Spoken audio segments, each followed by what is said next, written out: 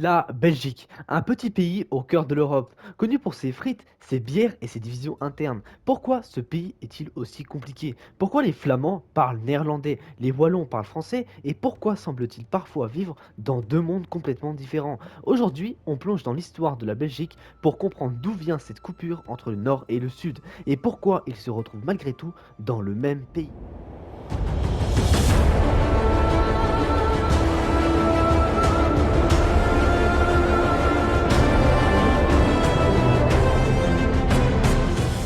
Bien avant que le mot Belgique n'existe, le territoire que nous connaissons aujourd'hui sous ce nom était habité par un ensemble de tribus celtiques. Ces tribus étaient regroupées sous l'appellation de Belgae et occupaient l'espace compris entre la Seine et le Rhin, c'est-à-dire une large partie du nord de la Gaule. C'est Jules César, dans son œuvre La guerre des Gaules, qui mentionne pour la première fois ce nom de Belgae en 57 avant Jésus-Christ. Les Belgae étaient réputés pour leur bravoure au combat. César les qualifiait de plus braves des Gaulois, ce qui est à la fois un hommage et un avertissement. Pourtant, malgré leur résistance, ils furent vaincus et intégrés à l'Empire romain. Le territoire devint alors une province romaine appelée Gallia Belgica. Les Romains y construisirent des villes, des routes, des fortifications. Des cités comme Tongres, Tournai ou Bavay connurent un certain développement.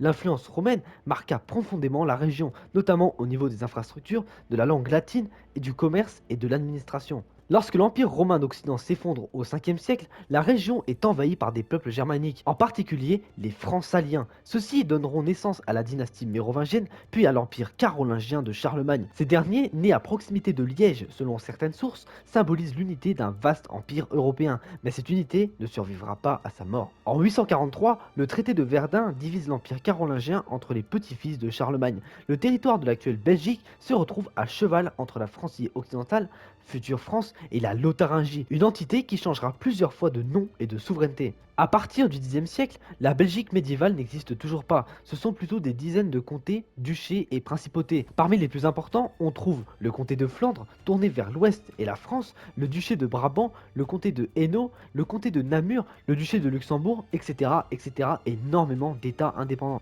Chacun de ces territoires a ses lois, ses traditions, ses souverains, mais un point commun se dégage. Tous sont sous influence étrangère, souvent partagés entre le Royaume de France et le Saint-Empire romain germanique. Les populations parlent déjà des langues différentes, des dialectes germaniques au nord et des dialectes romans au sud, mais l'idée d'un État belge n'existe pas encore. À partir du XVe siècle, une tentative d'unification politique des Pays-Bas bourguignons commence sous l'impulsion des ducs de Bourgogne, une branche cadette de la famille royale française. Philippe le Bon, puis Charles le Téméraire, cherchent à rassembler ces territoires éclatés en une entité cohérente. Bruxelles devient une capitale politique, et les ducs mettent en place une administration centralisée, mais cette unité reste fragile. À la mort de Charles le Téméraire en 1477, sa fille Marie de Bourgogne épouse Maximilien d'Autriche, un Habsbourg. C'est ainsi que la région passe sous contrôle autrichien, puis espagnol, puis à nouveau autrichien. Ces bouleversements montrent à quel point la Belgique est un carrefour de puissance et non une nation unie. Elle reste ballottée au gré des mariages royaux et des traités internationaux. Au XVIe siècle, les provinces du Nord, actuelles Pays-Bas, se soulèvent contre la domination espagnole lors de la guerre de 80 ans. En 1581, elles obtiennent leur indépendance et fondent les Provinces-Unies. En revanche, le Sud, ce qui deviendra plus tard la Belgique, reste fidèle à l'Espagne. Il devient une entité séparée appelée les Pays-Bas espagnols. Ces provinces du Sud sont prospères, notamment la Flandre où l'on développe le textile, le commerce et les arts, mais elles restent profondément catholiques et conservatrices. En 1713, à la suite de la guerre de succession d'Espagne, ces territoires passent aux mains des Habsbourg d'Autriche. Ce sont désormais les Pays-Bas autrichiens. Ils restent cependant sous souveraineté propre, dépendant de Vienne et sans aucune forme d'unité nationale. La Révolution française, en 1789, va profondément bouleverser la région. En 1795, la France annexe les Pays-Bas autrichiens et les intègre à ses départements. Les idées de liberté, égalité, laïcité, mais aussi la centralisation jacobine s'implantent dans les esprits. Des routes sont construites, des institutions modernisées, les privilèges féodaux abolis. C'est la première fois que le territoire est administré de façon cohérente par un État unitaire, mais malheureusement étranger. Lorsque Napoléon est vaincu en 1815, le Congrès de Vienne redessine l'Europe. Pour contenir la France, les grandes puissances créaient un nouvel État tampon, le Royaume-Uni des Pays-Bas, qui unit les anciennes provinces unies au nord et les Pays-Bas autrichiens au sud. Mais cette union est mal vécue. Le roi Guillaume Ier, protestant, impose l'usage du néerlandais, réduit les libertés et marginalise l'Église catholique. Les élites francophones, les bourgeois, les industriels, mais aussi une partie du peuple s'opposent à cette domination. En août 1830, des émeutes éclatent à Bruxelles. C'est le début de la révolution belge. Rapidement, les insurgés prennent le contrôle de la capitale. En quelques semaines, l'armée hollandaise est repoussée.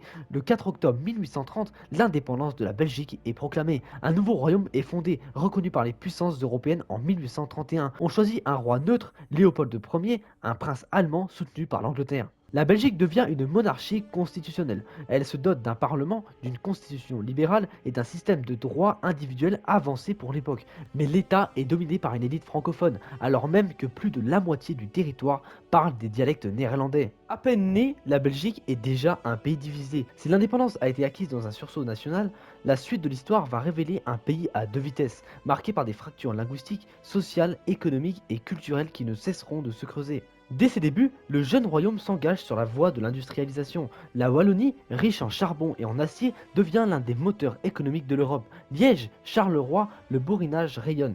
A l'inverse, la Flandre reste pauvre, rurale, parfois qualifiée de région arriérée. Le pouvoir, les universités, l'administration, l'armée, tout fonctionne en français. Le néerlandais, pourtant langue maternelle de la majorité des habitants, est marginalisé, méprisé, banni de la sphère publique. Le peuple flamand vit un sentiment d'infériorité dans son propre pays. Pendant que l'élite francophone accumule prestige et fortune, les Flamands doivent envoyer leurs enfants dans des écoles où ils ne comprennent pas la langue d'enseignement. Cette injustice va nourrir un ressentiment profond. Sous Léopold II, la Belgique devient une puissance coloniale. Le roi s'approprie personnellement le Congo, immense territoire d'Afrique centrale qu'il exploite comme un bien privé. Les atrocités commises au nom du caoutchouc et du profit font des millions de morts. En 1908, face aux pressions internationales, l'État belge reprend officiellement la gestion de la colonie. Le Congo devient la plus grande colonie belge, mais reste le symbole d'une domination brutale, raciste et longtemps minimisée dans les manuels scolaires. Ce passé colonial pèse encore aujourd'hui dans les consciences et alimente des débats mémoriels brûlants. Durant la Première Guerre mondiale,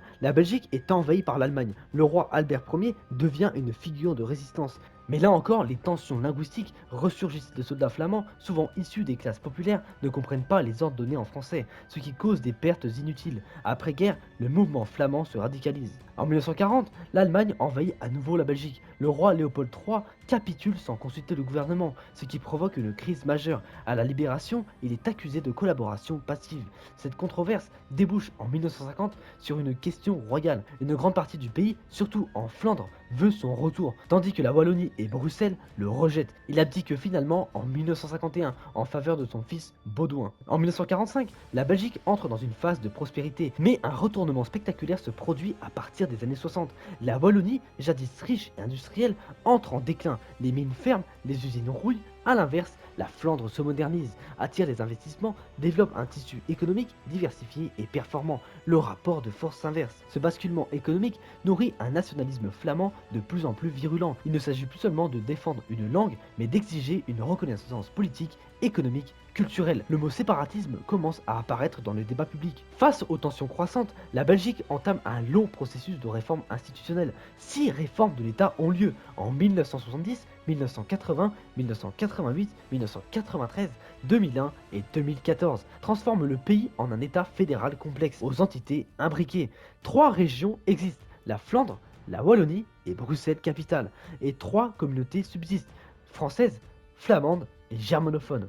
Des compétences scindées, l'enseignement, la culture, l'économie, le logement sont gérés localement, tandis que l'armée, la justice et une partie de la sécurité sociale restent fédérales. Et ce système, censé apaiser les tensions, devient un casse-tête institutionnel. La Belgique entre régulièrement en crise. Entre 2010 et 2011, elle bat un record mondial. 541 jours sans gouvernement entre 2 élections. Bruxelles, officiellement bilingue, est en réalité très majoritairement francophone. Enclavée en Flandre, elle cristallise les crispations. Les Flamands la considèrent comme une ville historiquement flamande, colonisée par les francophones. Les francophones, eux, dénoncent la volonté d'encercler ou d'isoler Bruxelles.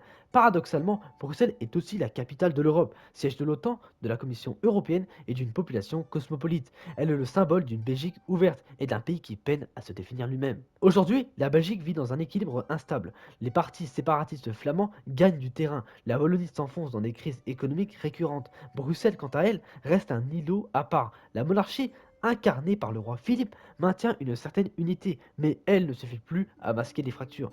Et pourtant, malgré tout, la Belgique tient, grâce au compromis, à la culture, à une certaine forme de résilience. Peut-être est-ce là le vrai miracle belge, une nation improbable qui survit contre toute attente en s'adaptant encore et toujours aux tempêtes de l'histoire. Donc voilà, j'espère que cette petite vidéo vous aura plu. Si c'est le cas, n'hésitez pas à mettre un like et à aller voir ces deux vidéos qui sont évidemment importantes pour l'avenir de l'humanité. Moi, je vous dis à la prochaine. Salut les amis. Allez, ciao tout le monde.